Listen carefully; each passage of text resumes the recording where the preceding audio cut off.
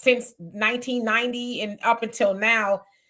Now, it says overall, the Jordan 5 Black Metallic is a timeless sneaker that combines heritage design and nostalgia, making it one of the most sought after Jordans ever. Are you thinking of buying a pair? Hell no. Okay. Now, it sounds like it could go anywhere from, I don't know, the 200 range. But of course, if you are a sneakerhead and you buy them, you can resell them for God knows how much, right? Now, I want to show y'all a video that I saw that really made me kind of want to talk about it. So here we go. Hey, K-Mac, how you doing? Here we go.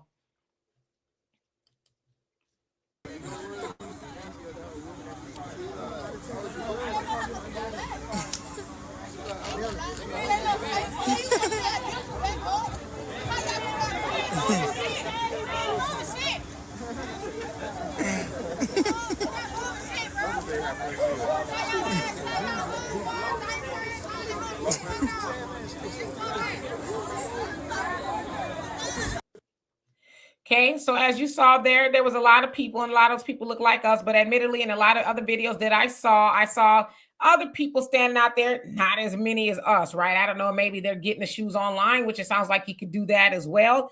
But I was a little disheartened by that. Now, listen, I was a kid once, and there's a lot of things that I liked that I bought. I also worked, so I had a job, summer job, and I worked throughout high school. So there are a lot of things that I wanted and I bought. So I don't want to discount them and saying they should never want those type of things or whatever the case is.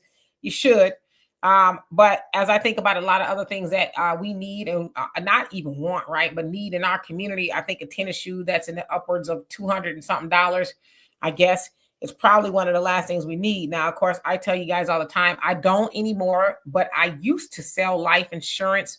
Used to have a life insurance license in California, life and health to be exact. So I know a little bit about it. So I also want to say this because there's a misnomer that the Black community, we don't have life insurance policies to the tune of everybody else. Of course, we know that's not true. We have, in fact, we're one of the most insured groups of people. So it says, as of 2021, approximately 56% of Black Americans own life insurance, which is slightly higher than the 52% ownership rate among the total U.S. population. Now it says about 75% of Black Americans believe they should have life insurance coverage, indicating that many feel underinsured.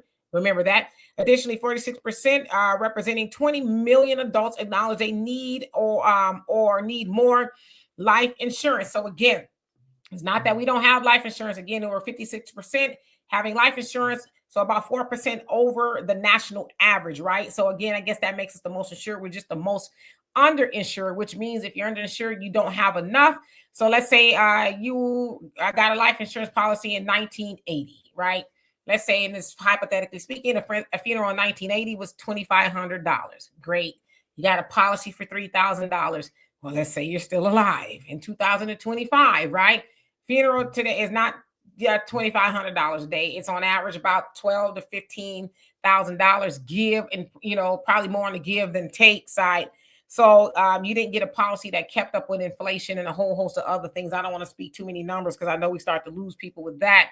But the point is, at what point do we start teaching our children and ourselves, right? Because I would imagine there's a lot of adults out there. It wasn't just kids, a lot of adults. At what point do we start speaking about the importance of having things that can leave a legacy, like a life insurance policy, opposed to tennis shoes? Now, listen, as I said, I'm not a shoe aficionado. I have a nephew and my younger brother, rather. They love tennis shoes, maybe not to that degree, but they could talk all about the tennis shoes and things like that. And so what I'm saying is, I know a lot of times people can resell them. They hold their value. In fact, my younger brother, I bought him a pair of Jordans. Don't ask me which one they were, in the 90s, early 90s, and he still has them. He still has them. So, I thought that was pretty cool. But at what point do we really start to have this conversation that we don't need to be standing outside in our bonnets and pajamas and blankets, waiting for them to drop the latest tennis shoe?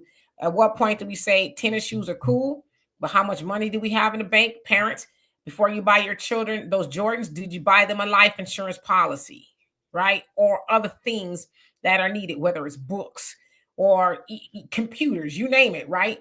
When do we start having that conversation? So, and I'm going to get into the comment section in just a few. Donovan?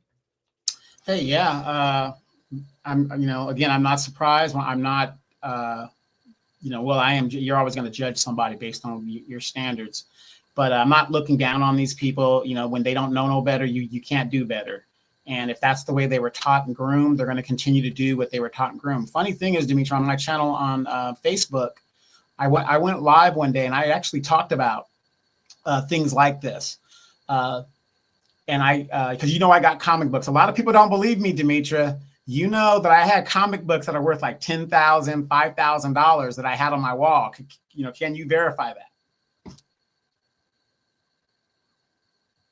Yeah. I had to take them off the wall because every time Dimitri came to my house, something was missing. No, I'm just joking. But everything over time will, and I said this on my show, will get some type of value. There's a market for it. It's like these bags and these purses you ladies get. I did not know, as a man, I did not know what the issue is with having these burgundy bags and Birka bags or whatever you guys call them, right? And okay, I'm a military person. You're average logical thinker, and you guys that are in the military. I went to Camp Pendleton one day, and they had some name brand pocketbooks, whatever bags, in the Marine Corps Exchange. And by the way, the Marine Corps and the Navy Exchange, well, really, I think the Marine Corps, they have the best exchange when it comes to selection compared to the Air Force. The Air Force, we ain't got nothing. But somebody had to explain to me these bags, ladies, some of these bags are going for 3,000, 4,000, 7,000. They were up there. And it was at the Marine Corps Exchange. And I was like, what average Marine, airman, sailor, guardian could afford this? Even as an officer, there's no way I would do it. But I guess because of the military wives want these things in there, because you could always put it on layaway or whatever you're going to do, Star or whatever the thing is. And they were getting money, and it would explain to me that those bags rarely lose value. So again, I'm not a sneaker person like that myself. So I would think that the sneakers would be the same as what the bag is, depending on, your usage and wear and tear and all that other stuff. So a lot of things over time, if you keep it long enough, will have value. I'll give you another great example. My house here in Moreno Valley was made in 1980. And I want to keep the original aesthetic of the house. Yeah, it's upgraded in certain areas, but I want to keep the original aesthetics, right? My house is valued more than these quick $80,000 houses that are just thrown up, because I've got real wood, real things in it. So I'm not surprised at this, but at the same time, it is disappointing when and if you come from a disadvantaged area. A lot of us, I'm from the hood, or I'm this, or whatever you're from, and you prioritize things you really should not prioritize at this time. It's really sad. We always talk about, well, when we were coming up, Dimitri, we were always talking about getting out of the ghetto. Remember the Evans family? The whole key was to get out of the ghetto. They were always trying to get out. James, they were going to move to Alabama. James got killed, ended up staying, whatever. All these things started happening. But then we started glamorizing living in the hood, hood rich. You guys remember that? I'm hood rich. And that's the popular thing. And it's so sad that we have conditioned our kids to think that mediocrity is okay. Yeah, I see some of y'all putting your tennis shoe preferences rather than there. Reebok, New Balance. I'm a New Balance person myself because I work out in New Balance. And a good friend of mine years ago turned me on to New Balances. He said this is the best shoe for walking, running. And ever since my daughter and I, we buy New Balances. We go to the outlet and we'll purchase a pair about every 6 months, because if you're active, you probably go through a pair of tennis shoes every 6 months. But I use tennis shoes and I do have some tennis shoes that I might wear every once in a while. And CJ, I'm like you. I don't tend to like to wear tennis shoes like if I'm going somewhere, but if I'm kind of just walking around or whatever the town, yeah, I do have different types of tennis shoes. I'll put it that way. I won't get into all the shoes that I have, but I do have some. I don't want to cut you off, Dimitri, but you guys, Dimitri still has the Michael Jackson and the MC Hammer LA Gears or whatever they were. I wish I could find me some LA Gears. I'd love to just collect them. I did have a pair of LA Gear back in the 80s though. So yeah, let me get into the comment section and read you guys' comments. But yeah, and Obi Bay, rather, how you doing? It says, I think that was the line at Greenbrier Mall in Atlanta. It sold at a City Gear. That's where, City Trends, I think it was, or one of those, I don't know. One of those stores. So anyway, Dimpleface says, he says, they had many chances, but Florida helped them back. Talk about a good times. Stephen James, how you doing? Says, Ghetto Fabulous forever. And I want to say this too, buying a pair of tennis shoes is not necessarily ghetto. It's not ghetto at all. I keep getting all these spammers. Go to hell, spammers. They keep calling me. Buying a pair of tennis shoes is not ghetto. Ghetto is having a pair of tennis shoes and then you need a GoFundMe if somebody passes away, right? That's where the rubber meets the road. Is like not in a tennis shoe. I think it's kind of symbolic because there's a lot of things that, and I'm just talking about us. We as a people, we purchase, we buy over the things that we really need. My dad always says sometimes we buy what we oftentimes, right? Buy what we want and not what we need. So how do we get from buying what we want more so and then get what we need type of thing, right? Which is kind of why we give away 97% of the almost $2 trillion that we have in our community now. We give it away. A lot of stuff that we need, but I think a lot of it is the stuff that we want. Anyway, Moves, how you doing? Says, this is beautifully said, the recovering Democrat. And Obi Bay says, New Balance comfortable. Yes, very comfortable. Roz, how you doing? Hope you're doing well. He says, greetings, family. Too much to spend on purses and shoes. Save that money for real assets like a home, education, etc. Yes. K-Mac says, I like Skechers because they have a large variety of wide sizes. Yes, I do Skechers every once in a while for the memory foam, but really more so a New Balance. I do not do Skechers because of what they did to my city. Cannot do the warehouse. Mad Dog says, I wear New Balance too. They are definitely good workout shoes. Oh, at the best. And Obi Baby says they call them old folk shoes. What you talking about, the New Balances? They have some pretty cool New Balances, and they go up there in prices depending on which kind you get, right? And Dimpleface said, right. And Daryl, he says, I still wear my Shaq shoes. I'm trying to find some Stephon Marbury's. Yeah, I used to buy my daughter a pair when they were a couple bucks when he first came out with them. Absolutely. Yeah, what was the name of those pairs he used to pump them up? Remember D Brown and during the All-Star thing? Yeah, the pumps. Yeah, Reebok pumps. Moosey says, wow, you two are telling your ages. Yeah, you mentioned LA Gear. Yeah, I'll be 54 in April. Ain't no shame in my game. Yes, I'm in my 50s. And sometimes I feel like I'm in my 60s. Jersey Rick, he says, I wear New Balance sneakers as they're very comfortable for my flat feet.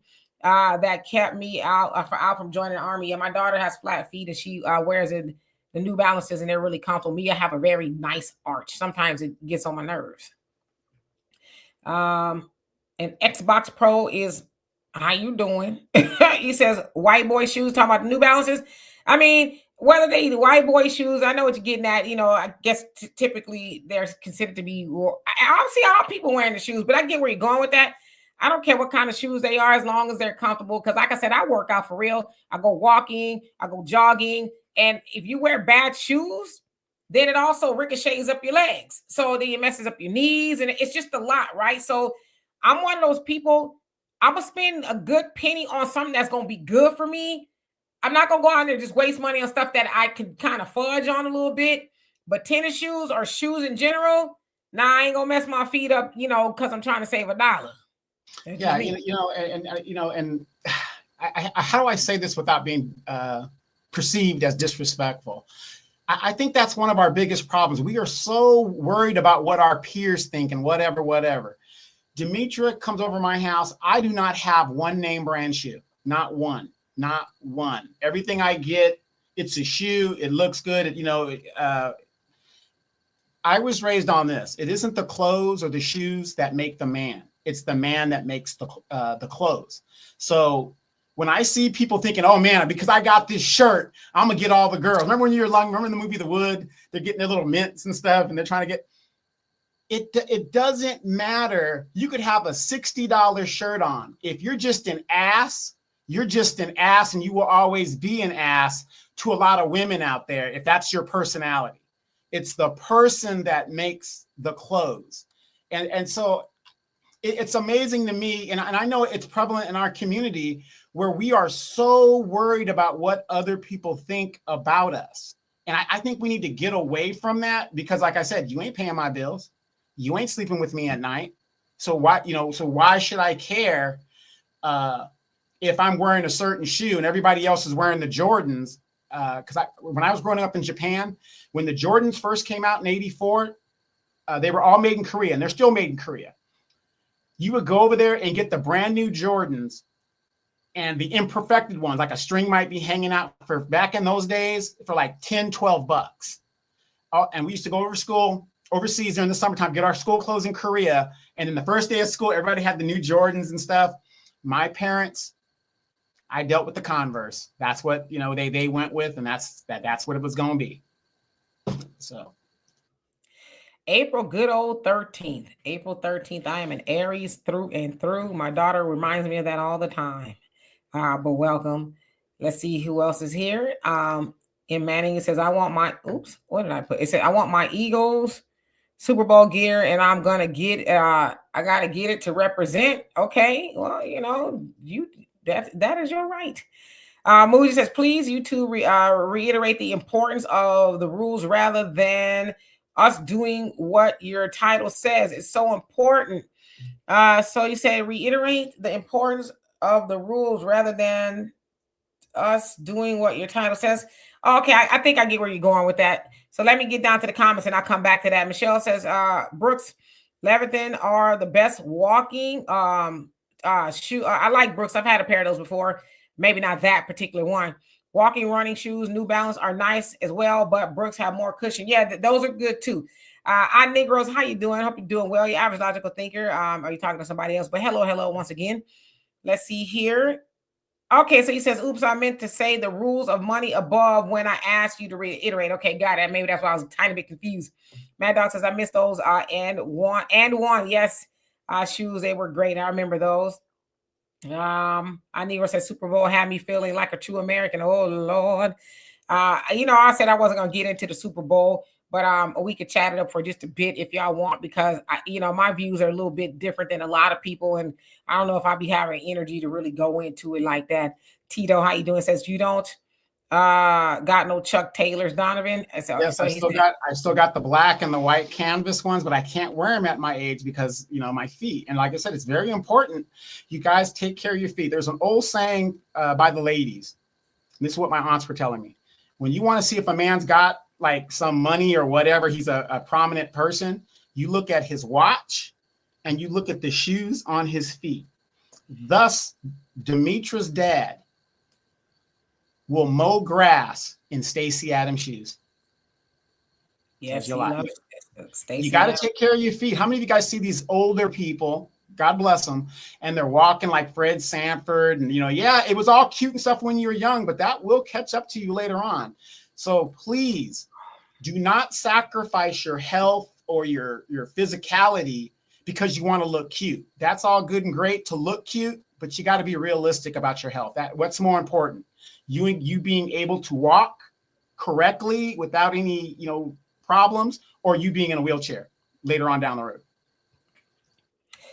Absolutely a different view. Says hello, and Clarks are good shoes. Yeah, that's my sister. She loves Clarks. They're a little bit too, maybe a little on the therapeutic side, or what do you call it? Like, I don't know, geriatric side. But they make some nice shoes. I'm just not there yet, right?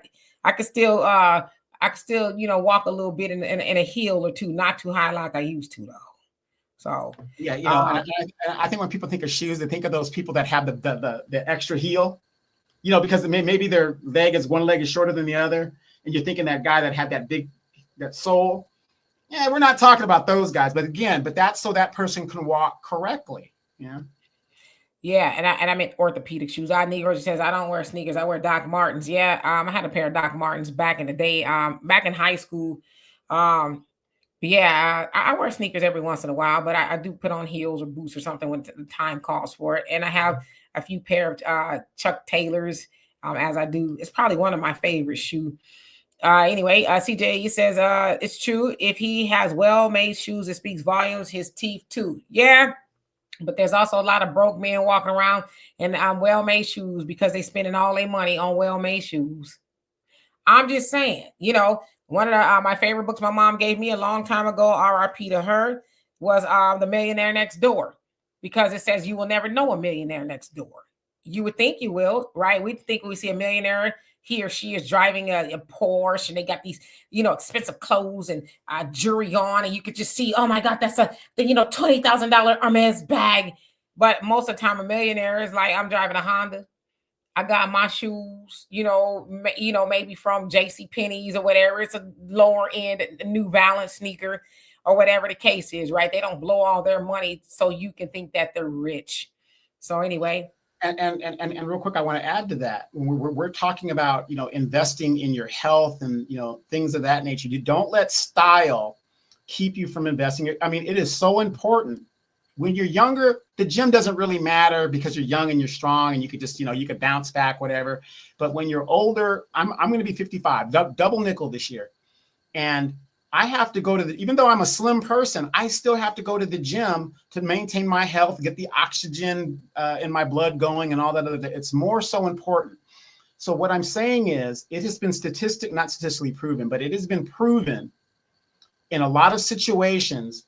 A lot of our sisters will not go to the gym because they've got a hair hat on their head. They don't want to sweat. These are like things, and I get it. Don't get me wrong. I'm not trying to say whatever. But what I'm saying is, I think it's a little crazy that some people that need to go to the gym or need to work at their health rather look cute. And looking cute for a man is just a moment. It ain't like, your whole lifestyle. Because when we get with you guys and we marry you guys, we see you in the bonnets and stuff. You don't even dress up for us anymore once we got you. So it's a moment. But a lot of ladies are sacrificing their health because they don't want to sweat, whatever that situation is. I think it's kind of asinine when they do that. Gee, and I'm gonna get to that. I'm gonna get to yours and the other comment. He says I'm headed out, but I think the show causes me to hallucinate.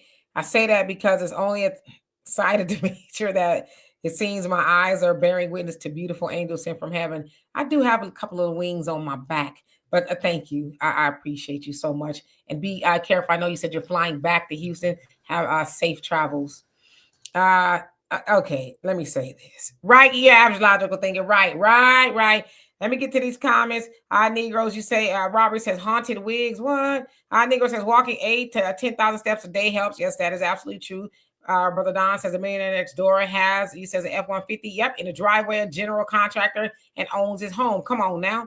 Daryl says the high school I went to, some of the rich kids wore raggedy clothing. One girl has sweatpants with pins holding them up. Her father is a doctor. Yeah, they don't put too much importance on clothes. Miller, how you doing? Hope you're doing well. Okay, let me say this, and then I want to get back to the other question. Often hear, yes, and sisters, yes, we do need to work out, but I go to the gym and I see brothers and sisters, and it's probably an even mix of them, but I always hear the indictment on sisters not wanting to work out and our hair and stuff. That is true, but brothers, y'all dropping like flies at a very early age. And as I always say, while y'all are admonishing the sisters, admonish yourselves. Irv Gotti was what, 54, 55? He's a young cat having strokes. And I know he had issues with diabetes and a whole host of, that's the conversations y'all need to be having. Hey, brothers, go to the gym. I know that you probably don't think you need to because you're slender and all this other stuff, but eating fried chicken and drinking Pepsi every day, even though you're skinny, is not healthy for you. You need to get out there, put some tennis shoes on, get to the gym, go outside, huff and puff. As my doctor said, yeah, you out there walking. He told me this years ago. But if you ain't busting a sweat and huffing and puffing, it ain't working, right? So that little cute walk around the block, you doing it to the mailbox, yeah, that's cute in theory, but it ain't really helping you, right? So again, brothers, if I'm not mistaken, I could be wrong, and the sisters are right behind us, but y'all morbidity rate is, I guess, high or low, depending on how you look at it. So yeah, y'all need to have a word with each other. Don't worry about what's up under these bonnets. We got the sisters. Y'all go get the brothers. Now I want to say this too. And I guess let me get back to this comment. M. Manning, was that you? I'm not gonna laugh at you about the cortisone shot in the knees. God forbid I ever need that. My knees are still pretty good. So, but no, I would never laugh. I heard it's very painful. You asked about, basically, and I guess I'm paraphrasing the solution in regards to not buying tennis shoes And while not having a life insurance policy is just that. We have to twist our priorities back the other way. You should not have, and I'll give you a perfect example. You guys know my brother, and this is probably more of an appropriate conversation for him, Walter. Um, he has a lot of experience in financial services. And I asked him one day, I said, do you know what the Christian Louboutins are? He says, no. And I said, those are the red bottom shoes. He goes, really? And I said, yeah, they could go for, on average, probably $600, $700, $800. I said, how much money do you think you need to be making to buy those shoes? He says, if you're not making at least $600,000 a year, you shouldn't be spending those $600 on a pair of shoes, right? So we have to make sure we get everything that we need. Do you have life insurance, not just for you, for the children, your spouse, and your baby daddy, your baby mama? Because like I said, I used to sell life insurance, and trust me, I've had that conversation one too many times. Hello, my baby daddy just died, but his mama got life insurance, but she talking about she ain't gonna give me none. So is there anything I can do about it? Are you the beneficiary? Because I could look, but I couldn't tell her if she was, or if she was, I could tell her if she wasn't. I couldn't say anything about it. No. Well, ma'am, it's not your policy. His mama took the policy out on him. She is the owner and the beneficiary, and that the life insurance funds, if you will, belong to her. And so I say all that to say, if you have a baby daddy, and I know sometimes it gets silly, why you gonna try to kill me or whatever. Also knowing that the beneficiary is often the first one looked at if something funky goes on in a death. Okay, I just want to put that out there. But if you got a baby daddy, a baby mama, and maybe they're paying child support, or you depend on them to watch the children, or some form of fashion, which if you're the other parent, there's some dependency, get a life insurance policy out on them, because the sad reality is they may die. Now, life insurance policy is to protect against a death, right? To ensure life. So if somebody dies, then the money goes to make sure that the quality of life continues, right? So let's say I'm married to, a billionaire, and for whatever reason he dies, and all the money just goes up in smoke. And I say, oh, did he have a life insurance policy? And then whoever it is says no. Now, mind you, if I'm married to a billionaire, I'm used to certain things, right? Now, if he left me unprotected and there was no money and none of that other stuff, then I'm probably going to have to get out there and work at the Waffle House or something. I don't want to do that. So life insurance policy is that. If you have young children, like I said, I got my life insurance policy for myself when my daughter was a very small child. And I thought about, God forbid, if I were to go today, I would want her to go to college. And I want to pay for that, even though I'm not here. I want to, whoever is going to have my child, which would probably be my sister or my mom or whoever, I want to make sure that they were able to take care of her, because get this, you guys, listen to this. Oftentimes when people die and you leave your children with somebody and you don't leave them with money, guess what could happen to them? They could be abused. They could be told that your mama and daddy, their whole life made to feel less than they are. A whole host of other things, because at the root of it, that person is pissed off that they now have another mouth to feed, and that you died and left you their children, which you should be your most prized possession, right? But you didn't leave them no money to take care of them. So these things are very important. And I also want to say this, and give me a second, Donovan, because this is important. A lot of people really don't understand it. Because I had this, not saying that you, but I'm saying I used to have this conversation a lot. And my market was our people. I go to their house, try to give them the spiel, see what they're working with, this, that. And no, I'm good because I got a burial policy. Oh, really? What can you tell me about that burial policy? Yeah, that burial policy, if I die, then it's going to pay to bury me. Okay, great. Do you know that burial policy is not a life insurance policy? That burial policy is just for the plot, and that you have to pay. And I'm telling you, we have to pay to bury my mom. She had life insurance stuff, but I'm telling you all the stuff that came with it. $1,600 to open the ground, $1,600 to close the ground. And it was just, the plot was already paid for, but you have to pay $350 every time you move the body. So when they move my mom's body from the house to the mortuary, $350. They moved her from the mortuary to the church, $350. When they moved her from the church to the cemetery, $350. All that stuff adds up. So when I hear somebody say, I got a burial plot insurance, you just got a plot, but you got to pay somebody to go in there and you got to pay somebody to close it up. I'm just giving you the game because I know a lot of times people don't know it. And I'm going to tell you this too. You know why you don't know it? Because a lot of times that people sell it to you, they don't want you to know that. They just want to get the sale. And sometimes it's out of racism, and which is what it was, why we as Black people are underinsured. Y'all can look it up if you don't believe me, because we know that life insurance policies make it possible to leave a legacy when you die, right? A lot of times we're told, "Oh, just get enough to bury him." How much is the funeral? 15,000. Okay, I'm gonna get 16,000 so I can get a bucket of chicken, right? But you want to pay for the funeral. I want to make sure my children can, maybe go to college or get a car or a house or something, right? So that back then, life insurance policies were sold just at what you need, not to leave a legacy. Now, when them folks die, they might have money already, but guess what? I got life insurance too. And I'm going to die and I'm going to leave my family something so they can continue on living as though I was still here. So I know that was a little bit long-winded, but I thought I'd give that an explanation because a lot of times people don't really understand. And you go buy a $250 pair of shoes. If you have a baby can be insured at 10 days old. If you bought a pair of Jordans and you just had a baby and your baby is not insured, think about it. You possibly could have paid up for a life insurance policy for a 10-day-old baby for a year and then some, depending on how much the policy is. So just want to put that on out there. Quick question, Demetra. What is the source of 70% of all white wealth? If you know. Now, damn well I know. I mean, what is this, a trick bag question? Well, no, I'm asking that. I'm asking that for some of our people that. Well, we know that life insurance, that's how they leave wealth, is life insurance, right? And as I said too, and Donovan, let me know if you see some comments on there that I need to address. That's how they leave wealth, is life insurance. That's how they do it, right? Because some people, and I've heard this a lot, especially from our people, because it was our market. I'm not saying other people don't use these excuses, if that was my market. That's a bill. That's a bill. I could be doing with that money. Oh, but you got cable.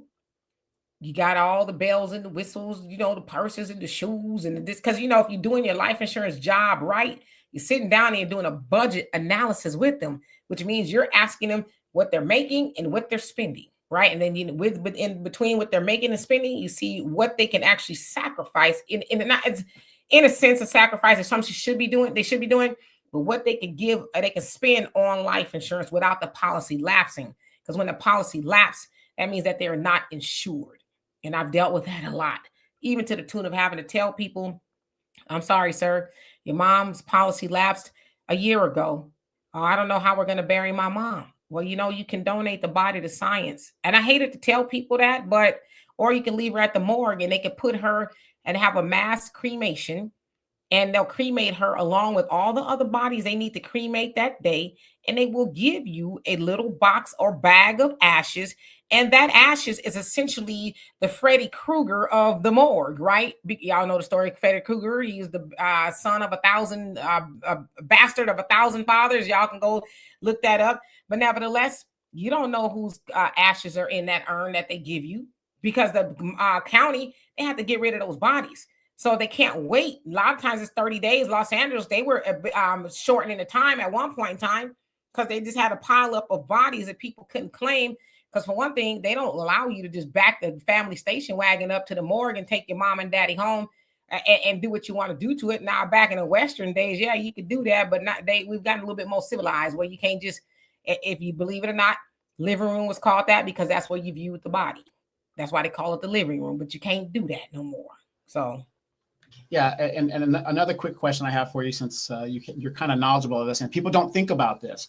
Yes, grandma goes on to glory and all that, and going to the upper room. They go to the upper room, and she's got the policy. Grandma's always had the policy, right? She's paid on it. She's up to, grandma, grandpa, they paid on it, blah, blah, blah. And also be mindful that lifetime partners, when one dies, The other is not far behind in a lot of cases. So be prepared for both of them. But let's just say grandma and grandpa, they're up there and she just passed away. She had a $15,000 policy that she bought in 1968. And that is her policy. It's 2025. Cost of living adjustment. Is that policy that is fully paid for $15,000? Is that going to pay for the today, Demetri? I mean, is there a cost of living adjustment as they do that? Or is that something that we have to stay on top of to cover? Because what I got in 1968 might not be the same as 2025. Yeah, it should be done. And I would imagine things are a little bit different now. But yeah, things should be done for the cost to adjust for the cost of inflation. Absolutely. If you're good at what you do, you're not just going in there slanging policies or what we call shotgun appointments. Get the appointment. Get the, without going through what they need. Then yeah, you do adjust for the cost of inflation. You're supposed to. My ad blog, how you doing? Basically, I want to go back to this because I Mondo, how you doing? I hate when people get in their feelings, and I'm not really trying to, say that about you. You said it's sad only Black people watch how other people spend their money, and you're not paying any of their bills. He also said too, and Thunder and Queen Adaya, how you doing? And Tyrone, what's going on with you? You say, you guys are way off in this combo. How do you guys know all these people out there did not have life insurance policy in the South? Most men 35 and up took out life insurance policies. First of all, I don't know if you were here or not in the beginning, but I did reference that. But I want to go back here. And you say you're not paying any of their bills. You know what? Nobody's pocket watching anybody. But I'm going to tell you this, Mondo.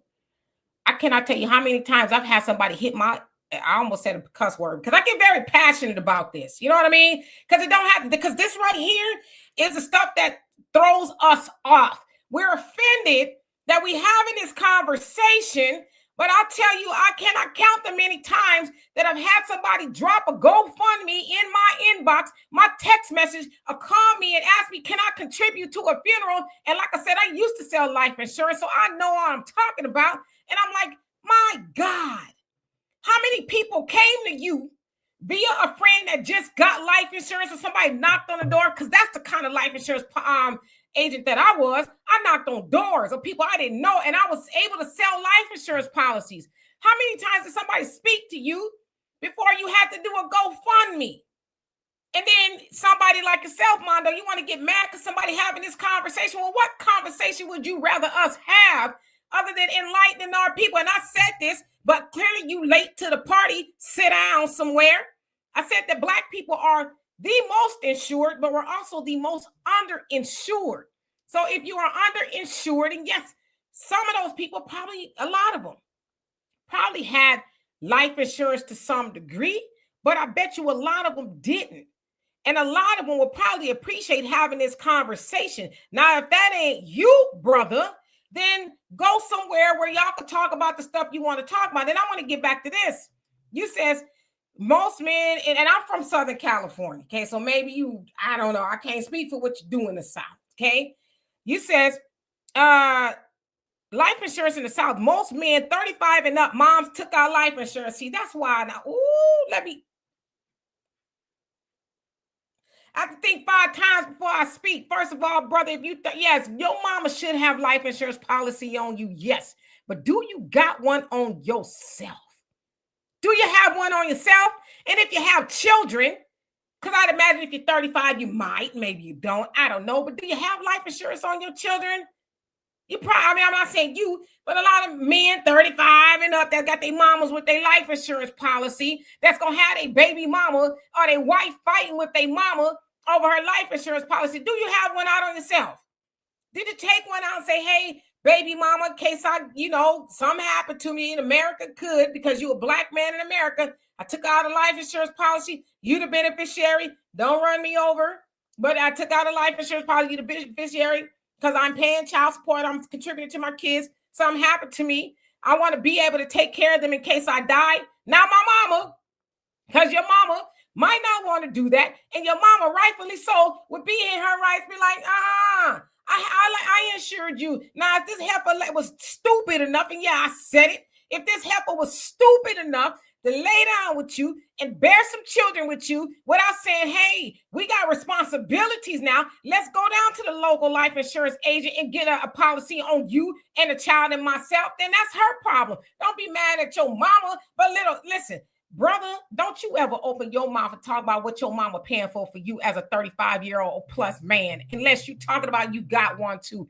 You should be ashamed of yourself. Matter of fact, I hope you erase the comment by the time I get off of here. Yeah, if you go down in the comments, Mondo says, talk about white people. It's a lot to talk about, but you enjoy downing black people. He also says, my mom is holding me down.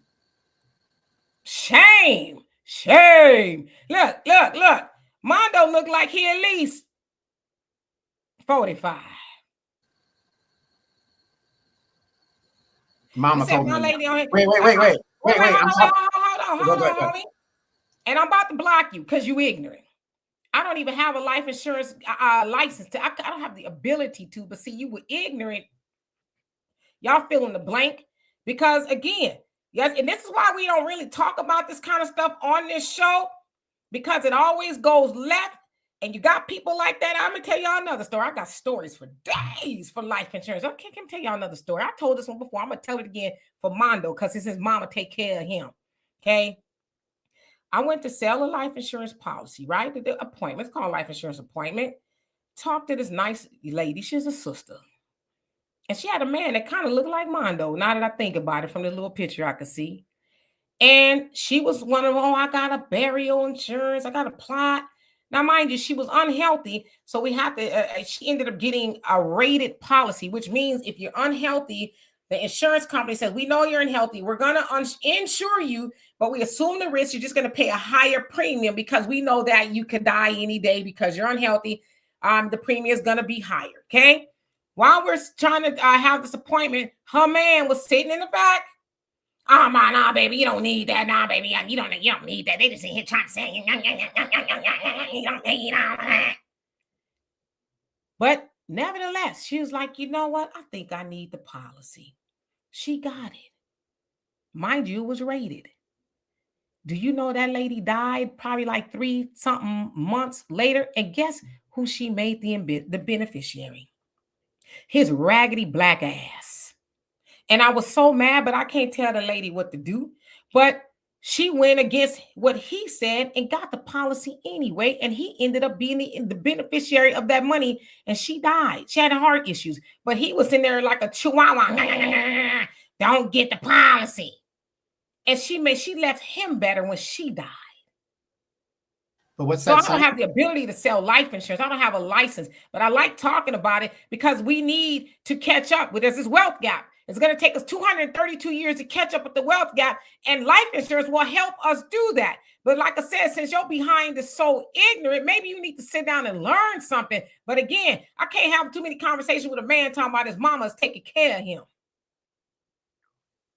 Yeah, you know, because unfortunately, a lot of people in the chat, Demetra, they know and have insurance and they handle their business because that's the kind of audience we have.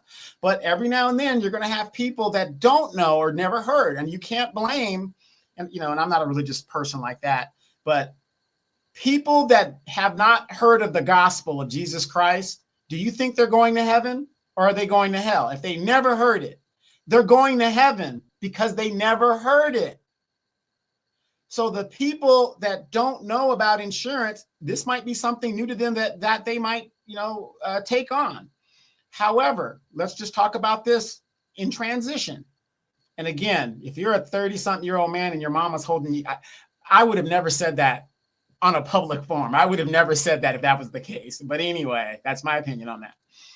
But if we're talking about insurance, if you have a house and you have assets, what you should also be talking about, not only just insurance, is putting those assets into a trust, living trust if you're still alive today, and a trust for later. Because let's face it, our kids will sometimes get with somebody that probably ain't got no sense, that you probably don't like and whatever, and they're going to be drained and assets been taken from them. But if you put your stuff into a trust and look into it and get a lawyer and set up a trust to put your assets in, they will be protected.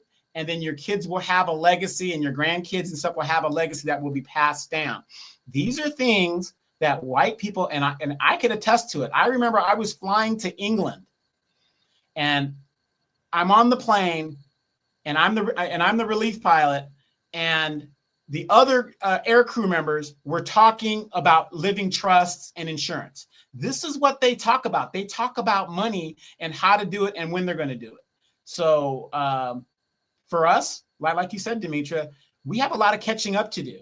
We have a lot of catching up to do in how this game is played. How many of us right now in the South, how much land is being basically taken from Black people, all because the kids don't know how to pay the property tax? Never heard of it. They were never taught about it. These are the things, the conversations we got to have. And hello to everybody that's come on here. I'm going to try to catch up as fast as I can. Sunlight, how you doing? It says, why can't policies be bought for a one-time payment? That's a problem for people with inconsistency in income. It can. People often do it. You just got to have the money, because those policies aren't cheap, you know, depending on how much you get, you know, or whatever. If you're really trying to leave a legacy and stuff, a lot of times people get $1 million policy, $500,000 policy. Now, if you got $500,000 or whatever the case is, yeah, then, you know, go ahead and do that. But that's why people do payments. Now, you can also get policies that are not a lifetime payment. You can get some that are paid up, I think, in like 15 years or, you know, give or take, something like that. But yeah, so they do have some that it can be done like that. And oftentimes people do. Jersey Rick, how you doing? Says, you sound like I work for Primerica. Nope, I actually tell y'all a story. And not no shade to Primerica or anything like that. Primerica's motto is buy term and invest the difference, right? So basically, term life policy is a lot cheaper than all the other policies. And they say invest the difference. Basically, don't get you a life insurance vehicle policy that will pay for death and or a return on of interest. You go to another place, a bank or something, and invest the difference. I don't like that, because I know a lot of people won't do that. It's easier for them to do it if they have one vehicle policy or instrument or whatever you want to call it, that they can insure against death, and they can save as far as an investment, a return on their investment and things like that. In fact, one time I had a client, she had a small policy with our company, but she also had a very large one with Primerica. And it was worth a few $100,000. Let's just say I was able to, she had it for a long time. She's wanting to, you know, do something else with it. Let's say that I was able to get that sale. It was a really good sale. I'll just put it that way, because Primerica just kind of left her hanging. No shade to Primerica. I don't like the way they do business, but yeah, no, I never worked for Primerica. And I don't have a life insurance policy now. I just want to say that, because, you know, ignorant people think I'm on here trying to make a sale. Listen, as my mama used to say, it was a quote by Og Mandino, if I'm not mistaken, timid salespeople have skinny kids. Well, that means that if I was on here trying to make a sale, I don't have a problem with saying that I was trying to make a sale, but I'm not trying to do that because I don't have the ability to sell life insurance. Just want to put that out there. Hey, Jerry Green, how you doing? Hope you're doing well. I believe Jerry does, though. I think Jerry has the ability to sell life insurance. Y'all want to, you know, get at him if you're underinsured. You are free. I'm not a hater. Y'all are free to do that, right? I'm just going to put that out there. And a fellow veteran, thank you for your service. Yes. Yeah, thank you. Roger says this is deep. You're dropping knowledge to me. You know, I'm just trying to help because, like I said, I've seen it all as a life insurance agent. I felt bad for a lot of these people, you know, because you don't really have people, you know, telling them what's going on, right? And Thunder, he says that's one thing this new generation can learn from the older women. They always had life insurance policy on everybody. Yep, sure did. Go on and get some insurance on that baby. I do it. I pay for it. I was talking about it for my own little nieces and nephews.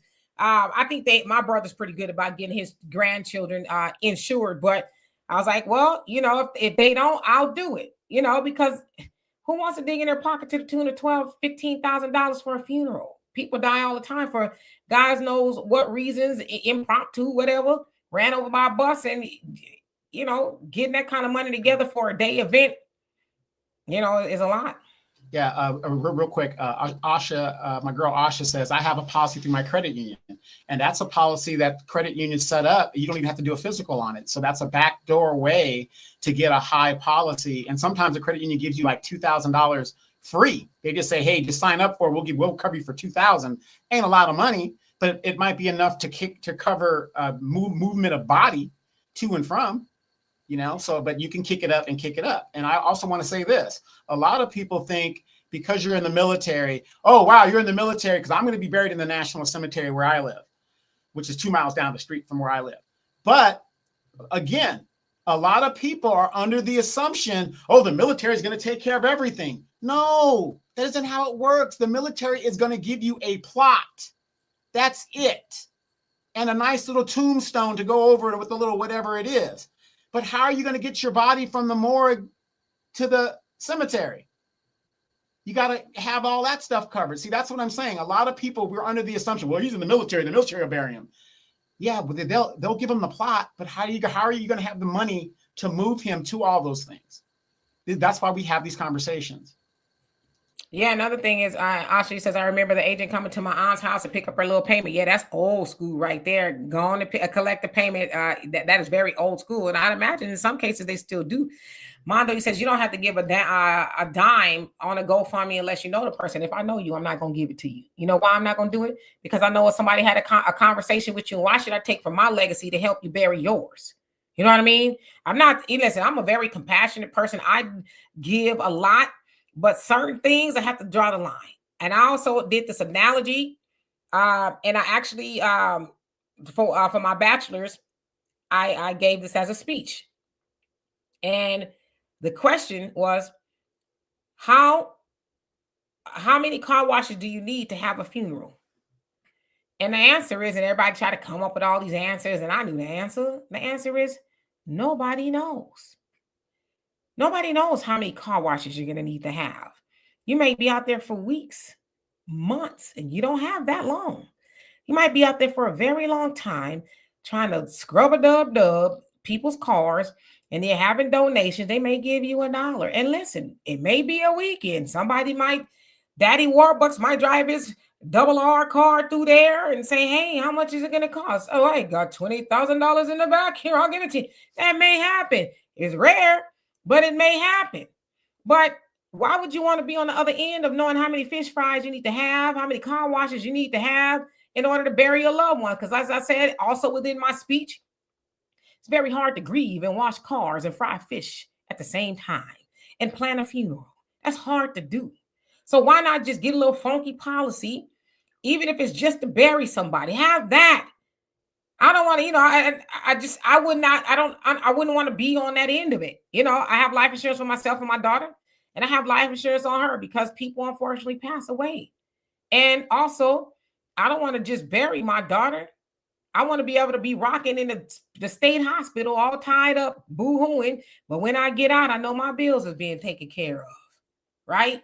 So, like I said, I used to work at Frito-Lay, and I see people come back all the time after a 5-day bereavement, 3 paid, 2 not paid, to bury husbands, children, siblings, and a whole host of other people. And they come back crying, walking off the floor, crying, boo-hooing, because they didn't have the money not to be there. See, if you have a life insurance policy on somebody, you get to bury them, and you get to say, hey, you know what, Job? I'll take the 5 days bereavement, but I may need 6 months. Guess what? I got the money in the bank to stay off for 6 months. And if you fire me, guess what? I got enough money to cry 6 months to a year, 2 years. And then when I feel like I go get me a job, right? That's what life insurance does. It buys you a peace of mind. And speaking of job, a lot of y'all that got life insurance on the job, a lot of times that job life insurance stays with the job. When they fire you or you quit, you don't get to take that with you. It's rare. Maybe some of them have a policy that it works like that, where it's your individual, but at a job, it's a group thing, and they get a group discount, which is why they can offer it to you so cheap. But when you die, the policy, when you get fired or you leave, the policy doesn't go with you. So there's some of y'all that have been on that job 30 plus years, and you're like, oh yeah, I got a life insurance, but you're also getting ready to retire. So when you retire, that life insurance often doesn't go with you. And guess what?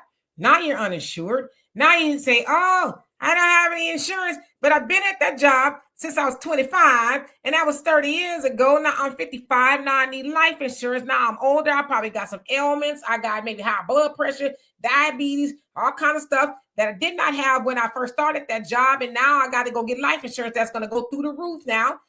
because now I have all these ailments and I may not live long because the insurance company gets paid if you live, not die. So it's nice that you have insurance on the job. It's nice that you have insurance at the credit union, but get your own insurance that you have no matter what. Yeah, and I'm gonna speak from a veteran's angle because a lot of people don't know this stuff. If you're a veteran out there, or if you have Uncle Otis who was in Desert Storm, maybe he was in Vietnam or whatever, and he's out there, just kind of families all grown, women, he's just out there, right? I had a couple uncles that were like that too. You could get insurance through the VA as well. It's not, especially if you already got ailments. Let's say he's got cancer, he has something already messed up with him. You can get insurance through the VA. Now, if you have a relative that is a veteran, right now, you should enroll them, because I know they're going to be hard-headed. Get them to enroll in the VA healthcare system, and they can get their treatments and all that other stuff. But for insurance purposes, the VA does have an insurance thing that they can take right out of their VA payment, or they can pay for it automatically for themselves, and that will cover them in case of funeral and all that other stuff. So the VA does have separate insurance as well if you're a veteran. Yeah, absolutely. Sometimes you get the detractors in here, and a lot of times I just say, I'm not mad at Mondo. I know a lot of times people just don't know what they don't know. And so it's because they don't know, they lead with emotions and they think that's where they should go. But it's like when you have knowledge, you're less emotional. So hopefully Mondo is learning something. I saw you said that you were 40. I'm sorry. I said you were 45, you're 40. But yeah, I would that you would just sit in here and just get some information, because you might be able to spread this to somebody else who needs it. Ryan, how you doing? Says, no talk about it. Educate the people that need to know. Forget them busters. Andre says, it's not your parents' responsibility to keep life insurance on you, especially as a 35-year-old adult. Come on now. Rod, how you doing? Says, man, them can at least open up a Fidelity account and invest in some companies that pay dividends. Yep, every month. With that money, hell, I'm getting residual income and I think it meant month. Absolutely. Gina, how you doing? Let's see who else is on here. Terrence, how you doing? Hope you're doing well. I was running my mouth, probably ain't even on here no more, but how you doing? Mr. South Carolina, how you doing? You know what? You mean to quit it. Thunder says, I think a lot of folks that fight against doing something financially responsible usually don't want to be responsible for money because they are irresponsible and know they will blow the money. That is true. And a lot of people do, right? Black Ice says saying that on a public forum tells you his mindset. Yeah. M.O. Den, how you doing? It says, did the youngest do too much? Sure. But y'all ain't no sneakerheads. No, I'm not. I have some nice pair of sneakers. I do. But I'm not going to buy no sneakers before I buy some that I need, right? So, yeah, I'm not a sneakerhead. You're right about that. Not at all. Who else is on here? And I apologize, y'all. I got to skip down because we're about to get out of here. Donovan, are we doing the 5 o'clock show? That's in like 2 hours. Yeah. That's on you. That's on you. King Panamera. No, I said that wrong. Well, how you doing? Tracy, what's going on with you? Said this is important information for our people. Black first. Yes, indeed. Hero, how you doing? Says if nearly 40 million Negroes need insurance, who should collect from us? Well, the crazy part is there used to be a Black-owned life insurance company in Los Angeles, Golden West Insurance. I'm not sure if they're still in business. Last time I checked, they were not. There might be some more. And there's a lot of Black insurance brokers, right? They get the money that goes into a Black household, if you will. But the point is, if you can't find somebody Black, which you should, it doesn't matter if they're Black, if they're not Black, because at the end of the day, your Black ass need to be buried or your family need to be taken care of, regardless of where it comes from, right? But yeah, dude, find a Black insurance agent. There's a lot of them out there. I know so many people that are Black that sell life insurance, and listen, I used to sell it. It's feast or famine a lot of times. Sometimes you get those big giant sales. And you're like, yeah, the commission on that's going to be great. And then sometimes you don't get any. You're like, that's why you have to be good at saving money too, right? But yeah, you can find a Black insurance company. Yeah, before we get out of here, I just want to say, it's amazing how we can tell people who got the best weed, where to get the best weed, where the best club is to go. We could spread that kind of information, the fun stuff. Oh, gotta go on a cruise. Oh, dude, man, look, man, you got to go to this club over here. Man, this guy's got the best weed. This guy's got the best whatever. We can spread that information, and it's great to know that. But here we are spreading information that is detrimental to your legacy, and we don't want to hear it. We don't want to talk about those things. But then we talk about, oh, the white man came in and took Big Mama's house. Well, how did that happen? Where did that go? Well, I don't know. They just came in and talk about some public domain. Well, did you go to the planning commission? Did you go? You see what I'm saying? The things that we need to talk about, we don't talk about. Like I said, when I look at young people around here, and we were all young at one time, nobody sat, my mom didn't sit me down and say, okay, son, this is how you pay property taxes. This is how you do this, how you do. She didn't do that. But at the same time, when I was in my early 20s, shouldn't I be asking questions if I want to buy a house? Well, how does that work? How does this work? What's going on with this? How many of you guys know? And like I said, I speak a lot from a military aspect because a lot of our military people don't know. How many of you guys know if you have a loved one, grandfather, uncle, your father, your mother who served in the military, what you need to do is ask them for their DD-214. What is the DD-214? It's their discharge papers and their condition of discharge from the military. What you need to do is take that document and file it with your county. That way, as time immemorial goes on, that document will forever be in the county, and any of the children, great-grandchildren need to get information in regards to that person's military service. That document is there to start. You could take any important document and file it with your county, a will, any things like that. See, a lot of us didn't know that. My aunt had to tell me that. My aunt had to tell me that. Hey, did you file your DD-214 with the county? No, why would I need to do that? Just in case you lose it.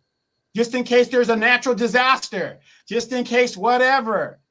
You can do all these things. So you guys, we really got to have these conversations, because how many of us go through natural disasters where we live, then we lose photos, we lose the important documents, the property deeds and all this other stuff. If we put it, and we live in a digital age now, you can scan this stuff, burn it on a DVD, send it to all your kids, give it to as many relatives as you can, and they're all there. Photos, same thing like that. We live in a digital age. So now with the county, it goes there. It's there forever. As long as there's a county government, wherever you're at, it's going to be on record. Absolutely. Sandra, how you doing? It says, how do you get life insurance on someone who had cancer but is in remission? Is there an alternative? So sometimes you can and sometimes you can't. Sometimes if they know that you had cancer, depending on how long ago it's been, they'll give you, and these aren't absolute answers, by the way, because there are different scenarios, but they'll give you, sometimes you can get a rated policy like I talked about before, which means that they know that your loved one or yourself had cancer, and so they assume the risk, but they say, okay, we're going to insure you. Normally it's not for a whole lot, but the premium, which is the cost that you pay every month, is usually pretty high, right? Because they're like, we know you're going to die again. Life insurance, well, not that you're going to die. I want to take that back, but you could, because you have had cancer before and sometimes it comes back. So they will insure you, but the premium is really high, and they have different kind of other policies as well. So, but every scenario I would say is different. Just want to, put that out there. And depending on how much you get, and most insurance companies do a physical, and especially depending on your age, right? If you're younger, it depends on how much you're getting. They may not do a physical, which is urine, blood, other stuff. If you're older, I would say it's a good chance that they will give you a physical, because they want to know what they can't see. Does it make sense? All right, so let me go on down. Sonji, how you doing? It says, you're telling the truth, Demetria, but life insurance priorities for some of us FBAs are backwards. Yeah, and we just need to keep having these conversations, right? Because somebody will do it and somebody won't. Hey, Bakari, how you doing? I'm sorry it took me so long to get to y'all. Jamila, how you doing? It says, laugh out loud, Demetria, you are spying on me. Time got away from me. I have a big policy on my job. And I'm just now this year getting life insurance off the job, and it's expensive the older you are. But you know what? You got it.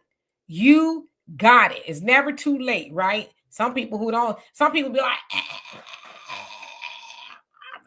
need life insurance. It's like, man, you got one foot in the grave and one on a banana peel. Who's going to insure you? You know what I mean? So it's not too late. More threads. How are you doing? Thank you so much. Love and appreciate you. He says, you're speaking facts. Buried my dad 8 months ago. He had all of this taken care of. I couldn't imagine grieving and having to worry about burying him. People really need to listen versus being offended. Right. You know, it's hard to worry and grieve and try to figure out how you're going to scrape $2 together to put somebody in the ground because funerals aren't cheap. And let me tell you something, funeral homes don't budge. They don't say, well, how much do you have? Oh, I have $500. Okay, good.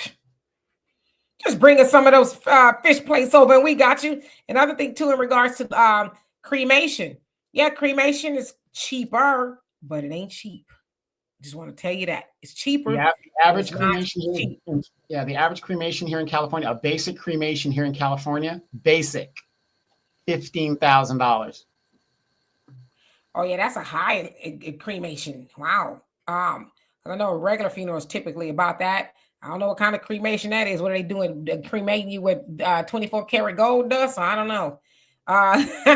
Emmy says I have a class of young people. We're setting up generational wealth accounts, personal trust, and land. Yeah, those are the conversations we need to be having. Like I said, it's hard to buy shoes. I'm not shaming anybody. I just want to say, in addition, right? If you're out there buying shoes that are a lot of money, in addition, make sure you have the things that matter because you may be able to sell your Jordans if you need to pay for a funeral, but I don't know how much you're gonna get. You know. Hey Pamela, how you doing? Long time no see. Hope you're doing well. King Shaw, what's going on with you? He says, remember in New York City when they broke the store doors to get the Jordans in the Bronx? Yeah, they had to get low key, still kind of doing that. Emmy says we should be insuring our children at 1 month of age. You can do it at 10 days old. But you're right. If it's 1 month for you, but 10 days old, you can insure a baby and they will be insured that much for the rest of their life, especially depending on the policy, right? You getting your child's the latest Jordans for their first birthday. Make sure you have a life insurance policy already or have one with it, you know, with the Jordans. That's all I'm saying. You know, you do what you want at the end of the day. And King Shaw says, them folks watching us stand in lines for Jordans, but them folks stand in line for Apple iPhones. Yeah. And I'm not one of those people that get an iPhone every year. Hell, I have to be forced to get one. I'll do it like every 4, maybe 5 years. You know? They got to send Demetra a notice to update her firmware because she's still using Windows XP on her phone. And I do need to update my phone. I just ain't gonna do it right now. But yeah, I don't believe in all that. And Emmy says, remember they're selling body parts. Oh my God. King Shaw says tax time is the best time to get life insurance policy. Yep, it's not the best time to go to the mall. It's not the best time to go buy a car you ain't gonna keep for 6 months. Not the best time to go to Red Lobster. I know they close most places, but it ain't time for you to be doing that. Not time to be blowing money unless you get your affairs in order. Pay off your credit, right? Some people rack up their credit all year and they say, when I get my income taxes, I'm gonna pay it off for real. Get you a policy, you can pay it up, for a year if you want to do that. So there's a lot of things you could do with your income tax money. But as Mondo said, I'm not trying to tell nobody how to spend their money pocket watch because I'm not going to pay your bills and you ain't paying mine. You know, at the end of the day, you do what you need to do. But as I always say, too, I've been hit up a lot for GoFundMe's and stuff. And like I said, I'm RIP to your loved one or whoever. But I'm more so pissed off because it's like, how many people did you give the cold shoulder? I don't, that's a bill. I'm not trying to leave them rich. How many times did you tell that to somebody and then, that you have to answer the Grim Reaper? Grim Reaper is like, yeah, I need to take your mama. I need to take your daddy. But guess what? I can't take them for free. It's going to cost you $12,000 to $15,000. So pay up or they gone, but I'm at the lead. You know what I'm saying? So again, GoFundMe is nice for certain things, but it's not nice to try to scrap together money to bury your mama. It's not. I promise you. A quick question before we get out of here. Black people are the most homeless in the United States. California, Black men and women and children are the most homeless in California. I want you guys to think about that. These people are homeless. They have nowhere to live, living in hotels or wherever they're out. They're out there in the tents or whatever the deal is. Who is going to bury these people? One way or the other, the taxpayer eventually picks up this tab. So you've got all of these Black people across the nation that probably don't have insurance enough to cover themselves. And if you have a relative that's like that, I have a relative that's out there doing all that stuff like that. Do you have enough money to bury that relative, or your cousin, whoever, somebody in the family? You guys got to think about it. We are so busy in denial of what we see right in front of us. Oh yeah, we having a good time. Blacks, we're the best at this, and and all that stuff is true. All that stuff is true. Yeah, we're great, and this is that. But at the same time, we're the most homeless. So who is covering these people? So ask yourself, if you're in that situation or have a loved one in that situation, talk to your cousin and say, hey, is Uncle Rufus, does he have insurance? Because I know, he's doing the military messed him up and he's out on the streets or whatever it is. Does he have coverage? And I'm going to speak as a veteran. It is a damn shame that we have veterans out here homeless on the streets with no coverage and whatever, and we can give money to all these other groups and Ukrainian things. The thing is, I know insurance is a bill, but shouldn't a person be able to go on the glory and dignity?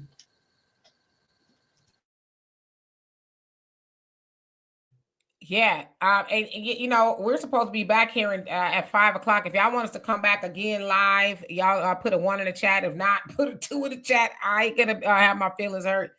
And this is before I leave out of here too. Hey, Lady Diana, how you doing? And who else? And Vanessa Dora, how you doing? Thank you for joining us. I love it. Appreciate you for that. The Average Logical Thinker says biggest minority yet leading in homelessness. Yeah. Miss Excite One, I hope I said that right. How you doing? Don't be that person too. Tracy, how you doing? I'ma be dead. Why do I care? I don't care. I ain't gonna be here to know what they have to do. They can just roll me off the side of a cliff. First of all, can't nobody roll you off the side of a cliff, okay? And second of all, it's always fun and games. You saying, are you haughty? Yeah, this thing, I don't care. I ain't gonna be here watching. I can. It's all fun and games until somebody do it to you. Till somebody up and die on you, and you have to figure out how to bury them. That's when you have your understanding rearranged, right? Oh, damn, that's messed up. Why they do that to me? Maybe that was that person that said, oh, I ain't gonna be here. Why I need to care about that? Yeah, maybe they thought that way of you.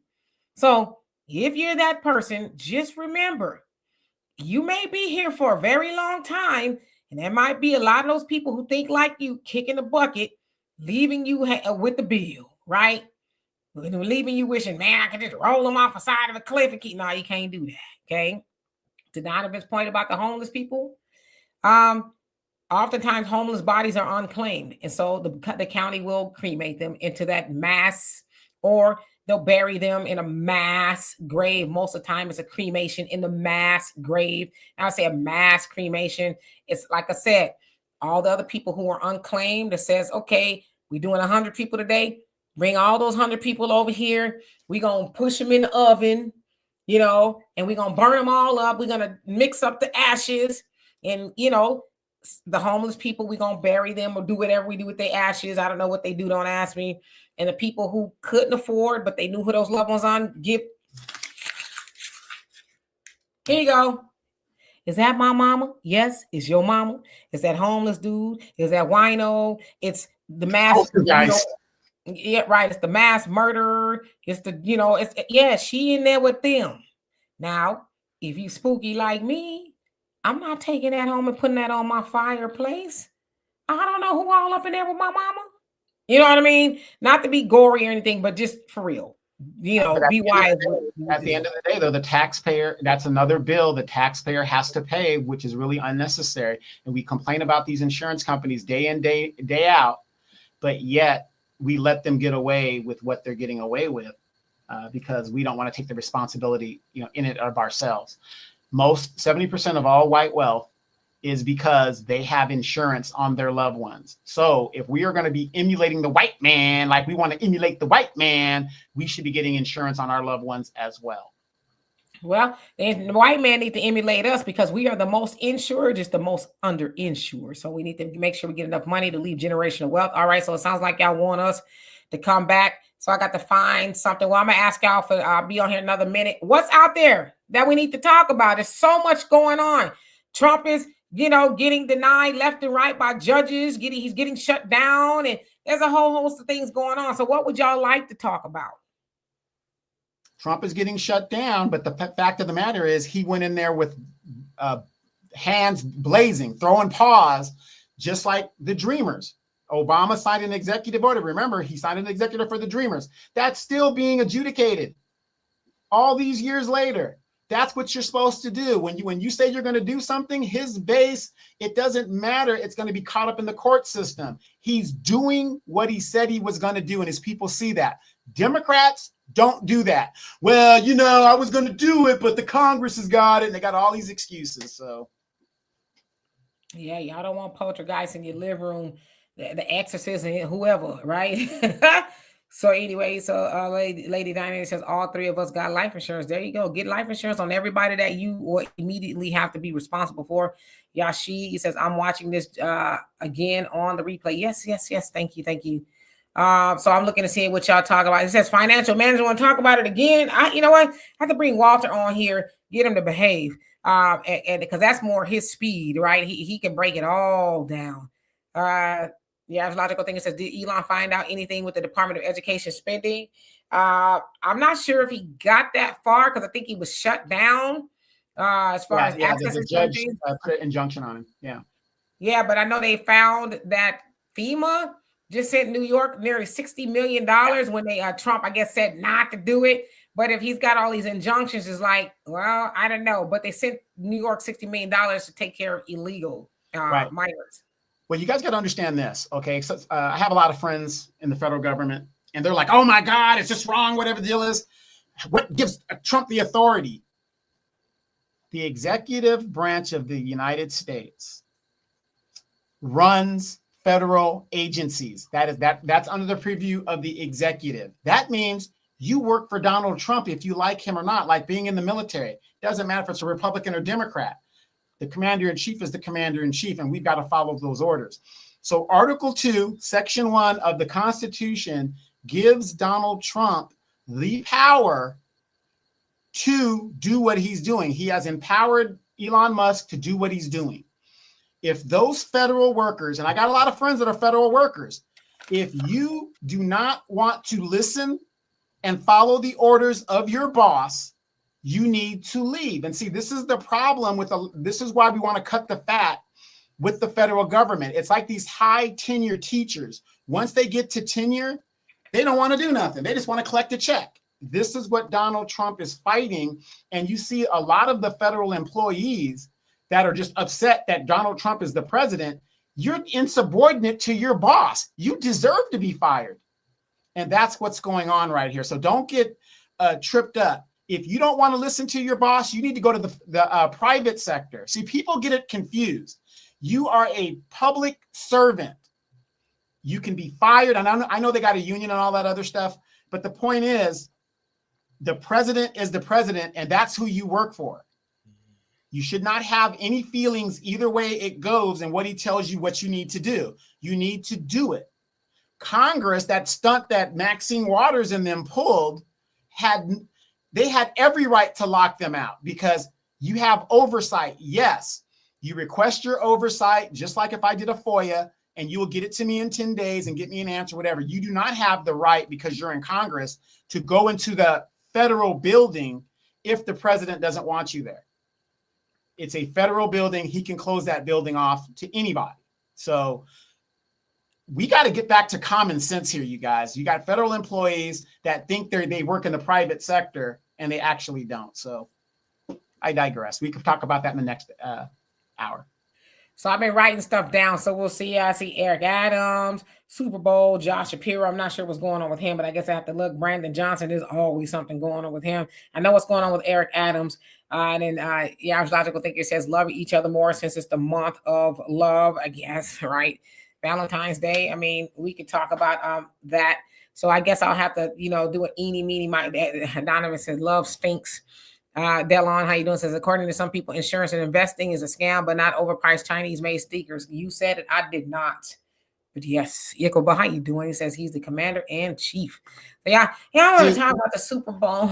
Yeah, and Yagwaba, he's the commander in chief of the military. He's the president for everybody else because not everybody's in the military. See, people get that confused.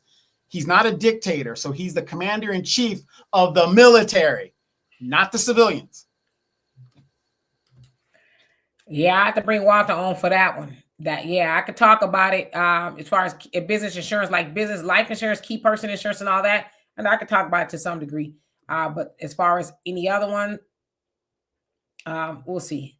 Anyway, Super Bowl. I see a lot of y'all want to talk about the Super Bowl. You know what? I'm going to do this. Since Donovan and I have talked or spoke, if you want to be technical a lot, I'm going to open up the link at 5 o'clock. Okay. And the question I want to know is, did you watch the Super Bowl? What and did you watch the Super Bowl halftime? Because that's really what's being talked about more. And what did you think? And what was the message in Kendrick Lamar's Super Bowl halftime show? Okay. So we'll be back here in just a minute or 2 hours. Why would anybody watch the Super Bowl? The Dallas Cowboys weren't playing. Why would you watch it? What's the point?